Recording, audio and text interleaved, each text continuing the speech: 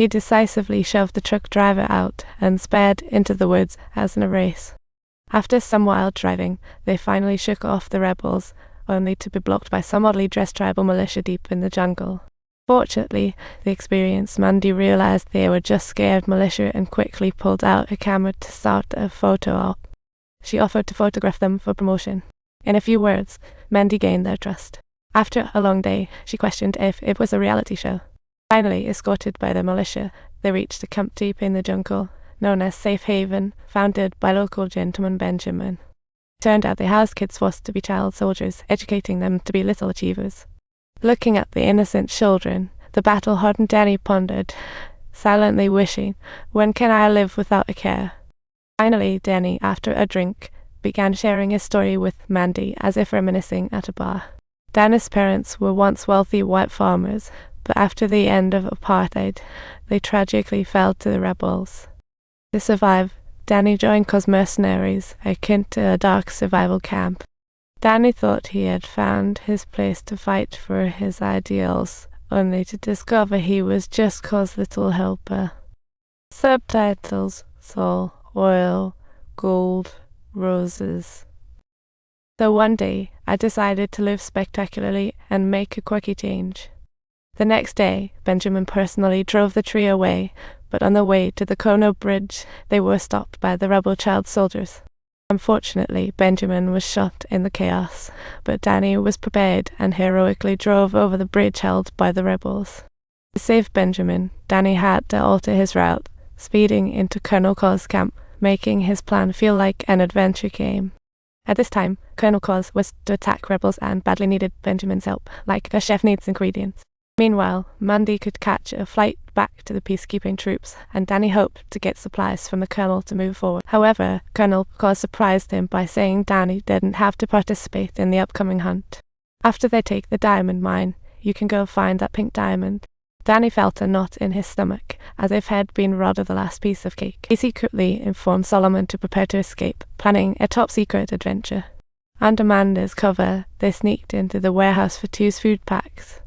Knowing this parting could be forever, Mandy took a candid photo, with Danny like a couple making a memory.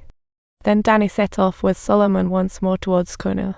The closer they got, the more nightmarish the scene became. This strengthened Solomon's wish to save his son. At night, they hid in bushes like hidden treasure.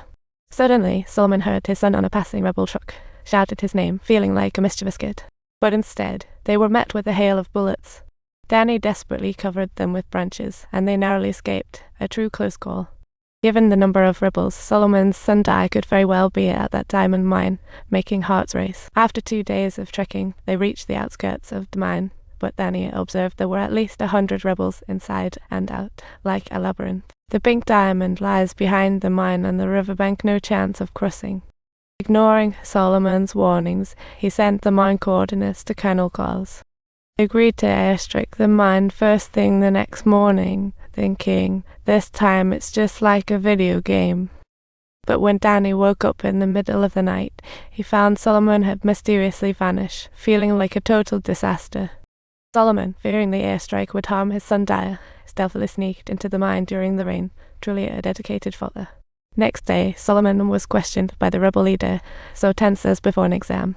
He used Daya's name to blackmail Solomon, demanding he reveal the diamond's location, totally calm like a mountain.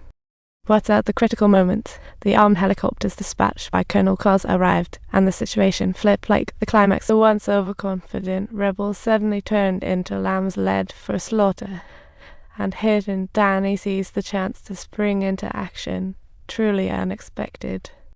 Danny, with clear aim, tackled escaping Daya as in a shooting game. Solomon counterattacked, reversing the situation.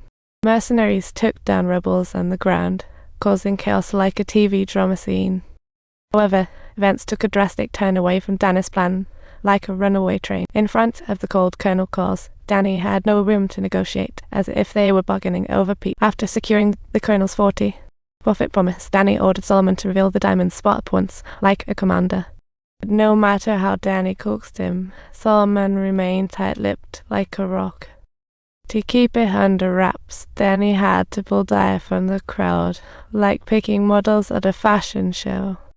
Solomon, caught, had to give in, obediently leading Danny and others to the diamond's hiding spot, feeling like he just swallowed a watermelon. Danny was very aware that once Solomon dug up the diamond, the Colonel would certainly seal their fates, a real life or death game. Subtitles. So he pretended to give up smoking, giving subtle hints to Solomon as if playing a puzzle game. Without hesitation, Solomon responded, moving towards Colonel Cos as if performing in a show. Thus, both launched their escape. Danny urged Solomon to dig out the diamond while searching for weapons, just like a scene from a movie.